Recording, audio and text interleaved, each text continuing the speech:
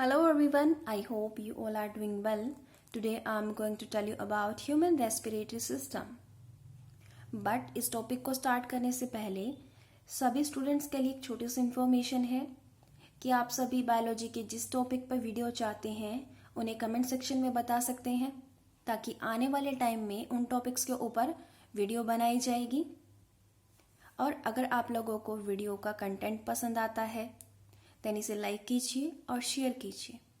अभी के लिए हम ह्यूमन रेस्पिरेटरी सिस्टम के बारे में पढ़ लेते हैं। Include nose, pharynx, larynx also known as voice box, trachea, pair of lungs, bronchus, bronchioles and alveoli. Diaphragm जो कि ब्रीदिंग मैकेनिज्म में सबसे इंपॉर्टेंट रोल प्ले करता है।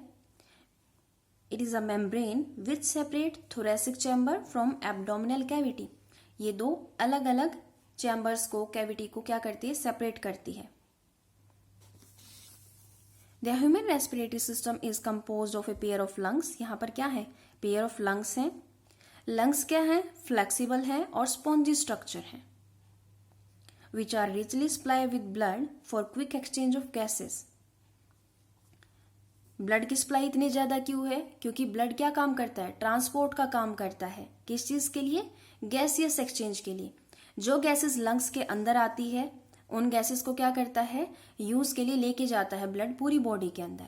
हम आगे आने वाले टॉपिक्स में पढ़ेंगे, जब हम हार्ट के बारे में पढ़ेंगे देन वहां हम एक इंपॉर्टेंट टॉपिक होगा कि ब्लड के फंक्शन क्या है, वहां पर हम इन सभी चीजों के बारे में डिटेल में पढ़ेंगे। In addition to lungs, the respiratory system comprises of nostrils, nasal cavity, trachea, bronchi, bronchioles, which are terminate into. Terminate का मतलब क्या होता है, जो लास्ट एंड होता है किसी भी चीज का। अभी हमने यहाँ देखा कि यहाँ से आता हुआ गैसेस अगर यहाँ से एंटर करती हैं तो यहाँ से एंटर करते हुए लास्ट टर्मिनल एंड क्या होगा, यहाँ पर एल्वियोलाई है जहां पर गैसेस एक्सचेंज होता है ब्लड के साथ। अगर यहाँ पर देख ध्यान से तो एल्वियोलाई के स्ट्रक्चर को थोड़ा सा डिटेल में दिखाया गया है। ये क्या है, एल्वियोलाई है जहां पर इनके चारों तरफ ब्लड कैपिलरीज का जाल बिछा होता है। पतली पतली जो खून की नलियां होती हैं उनका जाल बिछा होता है ताकि यहाँ पर गैस का एक्सचेंज हो सके। लंग्स के अंदर से ब्लड के अंदर क्या जा सके, गैस आपस में एक्सचेंज हो सके। देन उसके बाद आता है breathing mechanism. The breathing mechanism of lungs is control by the diaphragm. अभी हमने पढ़ा था डायफ्रैगम के बारे में जो कि एक मेम्ब्रेन है, एंड द इंटरकोस्टैलिस मसल्स। और मसल्स भी इंपॉर्टेंट रोल प्ले करती हैं ब्रीदिंग के मैकेनिज्म में। अगर हम इसके मैकेनिज्म को ध्यान से देखें देन पैसेज ऑफ एयर, कहाँ से एयर एंटर करती है और कहाँ तक वो जाती है बॉडी के अंदर, थ्रू द रेस्पिरेटरी सिस्टम। सबसे पहले हवा है वो कहाँ से एंटर करती है, नोस्ट्रल्स के थ्रू। वहां पर क्या होगा, एयर को फिल्टर किया जाएगा, छाना जाएगा, and motion their inner lining of the nostrils is lined by hair and mucus. Mucus क्या होता है, चिपचिपा पदार्थ होता है जिसकी वजह से बाहर से जो हवा एंटर की है उसको नमी प्रदान की जाती है।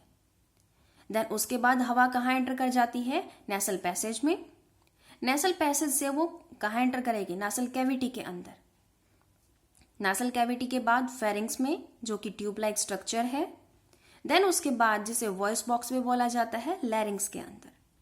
लैरिंग्स के बाद वो कहाँ एंटर कर जाएंगे, ट्रैकिया में, विच स्पॉटेड बाय कार्टिलेजिनस रिंग्स। बहुत सारी रिंग्स होती हैं, उनके द्वारा इसे स्पॉट मिलता है। देन लंग्स के अंदर एंटर कर जाती हैं।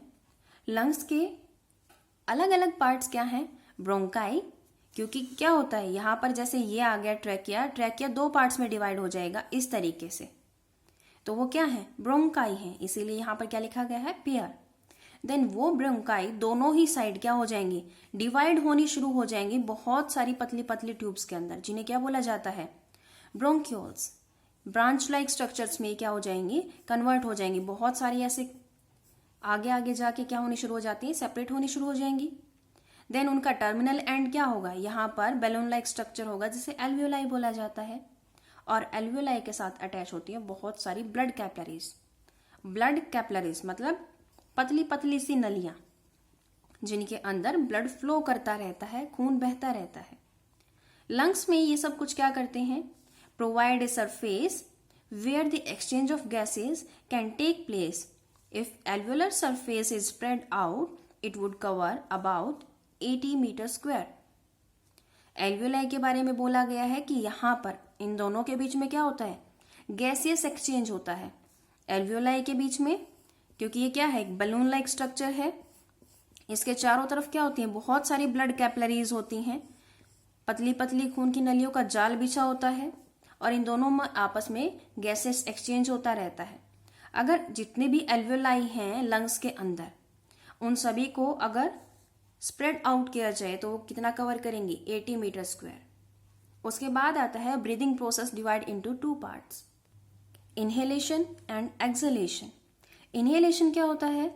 वी ब्रीद इन, जब हम सांस अंदर की तरफ लेते हैं तो जो रिब्स हैं, जो पसलियां होती हैं, उन्हें हम ऊपर की तरफ उठाते हैं। जब गहरी सांस लेते हैं अंदर की तरफ तो हम क्या करते हैं? Breathe in, ribs lift up हो जाती हैं। डायफ्रैगम कैसा हो जाता है? फ्लैट हो जाता है। हमने अभी कैसा देखा था डायग्राम में? इस तरीके का देखा था, जो कि क्या है? एक डोम शेप है या कॉन्वेक्स है, मतलब वो एक्सहेलेशन का पार्ट दिखाया गया है। लेकिन अगर हम बात करें डायफ्रैगम की, जब हम इनहेल करते हैं तो उस टाइम पर कैसा होगा? उस टाइम पर वो फ्लैट होगा, मतलब ये ऐसा होगा। चेस्ट कैविटी बिकम्स लार्जर, क्योंकि हवा अंदर की तरफ लेनी है, इसीलिए चेस्ट कैविटी कैसी हो जाती है? Become larger and air enters the lung. उसके बाद हवा कहाँ एंटर कर जाती है? लंग्स के अंदर। ऐसे ही एक्सहेलेशन में इसके अपोजिट होगा। जब हम सांस को बाहर की तरफ छोड़ेंगे, जो रिब्स हैं, पसलियां हैं, वो नीचे की तरफ आ जाएंगी। डायफ्रैगम बिकम कॉन्वेक्स, वो दोबारा से फ्लैट था, दोबारा से कैसा हो जाएगा? डोम शेप हो जाएगा या कॉन्वेक्स शेप में हो जाएगा। और air exit from the lungs, फेफड़ों से बाहर की तरफ हवा चली जाएगी।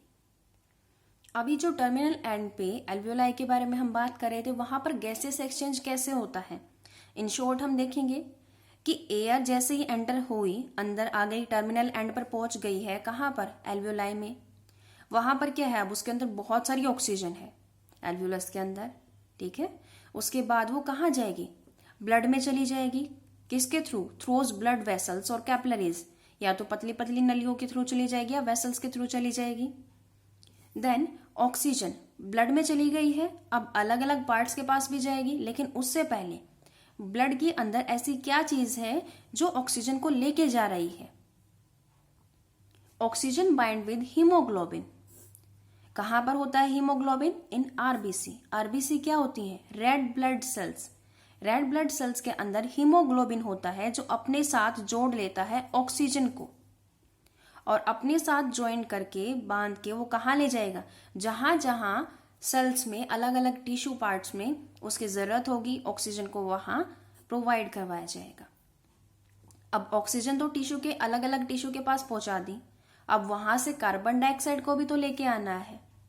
तो जो कार्बन डाइऑक्साइड है वो टिश्यू से कैसे वापस आएगी? ब्लड के थ्रू ही आएगी।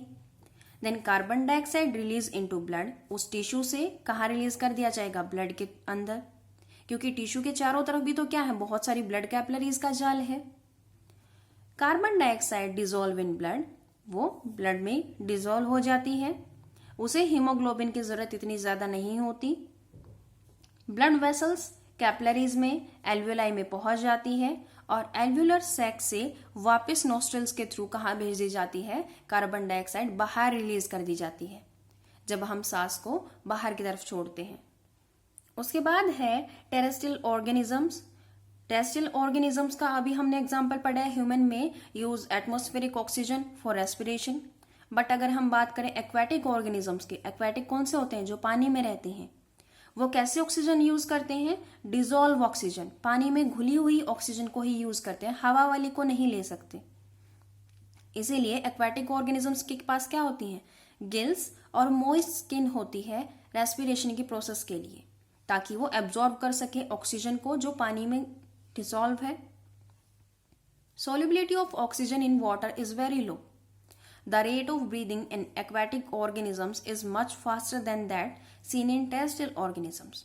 जो ब्रीदिंग का रेट है वो एक्वेटिक ऑर्गेनिजम्स में बहुत ज्यादा होता है, क्योंकि पानी के अंदर डिजोल्व ऑक्सीजन का रेट बहुत कम होता है, इसीलिए उन्हें सांस जल्दी जल्दी लेना पड़ता है। इसी वजह से उनका जो ब्रीदिंग मैकेनिज्म है वो बहुत ही फास्टली काम करता है टेरेस्ट्रियल ऑर्गेनिजम्स के कंपैरिजन में। ब्रीदिंग रेट हाई होगा। देन थर्ड एग्जांपल है respiration in plants. Respiration in plants is simpler than respiration in animals. Gaseous exchange occur through stomata in leaves, lenticels in stems and general surface of the roots. ये अलग अलग type है जिनके through plants के अंदर respiration की process होती है। आज के लिए बस इतना ही। Thank you so much.